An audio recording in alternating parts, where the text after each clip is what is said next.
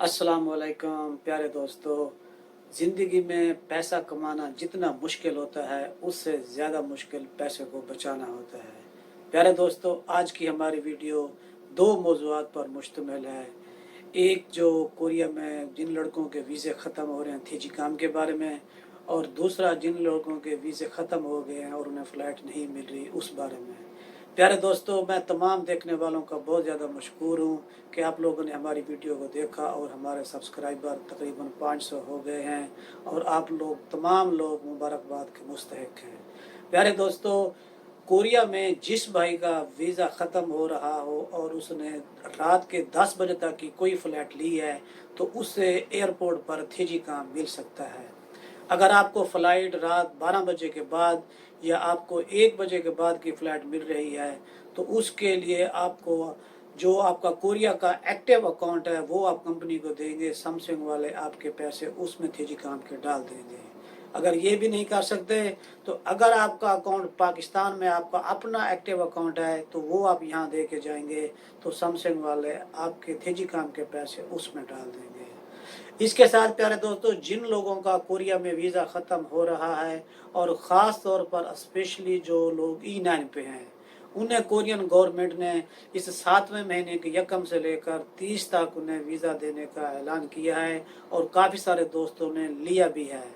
जिसका वीज़ा इस महीने की किसी भी तारीख को ख़त्म हो रहा है वो ऑटोमेटिक उनका ऑनलाइन सिस्टम जो है उसके ज़रिए उनका वो वीज़ा बढ़ जाता है।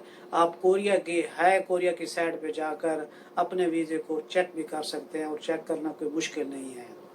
इसके साथ साथ जो स्टूडेंट हैं या कोई और वीज़े वाले हैं, तीसरे महीने से ये काम यहाँ पे शुरू है। जिनका एक दफ़ा भी वीज़ा बढ़ चुका है, किसी को महीने का मिला है, किसी को 50 दिन का मिला है, लेकिन ये जो इस महीने में जिनका वीज़ा ख़त्म होगा वो इस 50 दिन में काम भी कर सकते हैं। और अगर इसके बाद कुछ लड़कों के जिनके वीज़े ख़त्म होंगे उन्हें फ़्लाइट नहीं मिलती या इनका दोबारा आगे मसला होता है तो नेक्स्ट इन्हें वीज़ा तो मिलेगा लेकिन उस वीज़े में वो काम नहीं कर सकेंगे और उस वीज़े के लिए उसे खुद इमिग्रेशन भी जाना पड़ेगा। उनसे आईडी कार्ड वो रख लेंगे और पासपोर्ट के ऊपर स्टिकर लगा देंगे।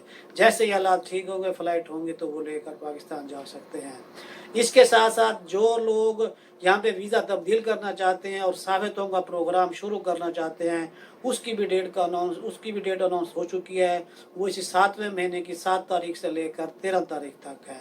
इसके अलावा जो लड़के पाकिस्तान में ईपीएस के इम्तिहान में जो लोग पाकिस्तान में जो रजिस्ट्रेशन करा रहे थे उनकी भी जो है ना डेट 3 तारीख तक बढ़ गई है, यानी कि 2 दिन उन्हें मज़ीद और मिल गए हैं कि जिनके पासपोर्ट नहीं थे तो वो भी अपनी रजिस्ट्रेशन इन 2-3 दिनों में मज़ीद करा सकते हैं। इसके अलावा जो लड़के पाकिस्तान में यहाँ से वीज़ा ख़त्म करके गए हुए थे और उन्होंने दोबारा री एंट्री पे वापसी आना था, उनके वीज़ों का जो मसला बना है कोरिया में, जो पाकिस्तान से लड़के आए हैं जिन्हें कोरोना पॉजिटिव निकला है, तो ये टेम्परेरी तौर पर वीज़े जो स्टॉप कर दिए गए हैं इसके बारे में अभी तक फाइनल कोई रिपोर्ट नहीं आई कि 2 महीनों के बाद, महीने के बाद कोरियन गवर्नमेंट उनके बारे में क्या ऐलान करती है।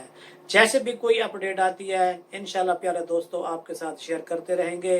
अगर आपको हमारी ये वीडियो और हमारी ये कोशिश पसंद आई है तो बेल आइकॉन को दबाते हुए हमारे चैनल को सब्सक्राइब करें और ये बात तमाम अपने दोस्तों तक पहुंचाएं और अपने फेसबुक पेज से आगे भी शेयर करें। अस्सलाम वालेकुम।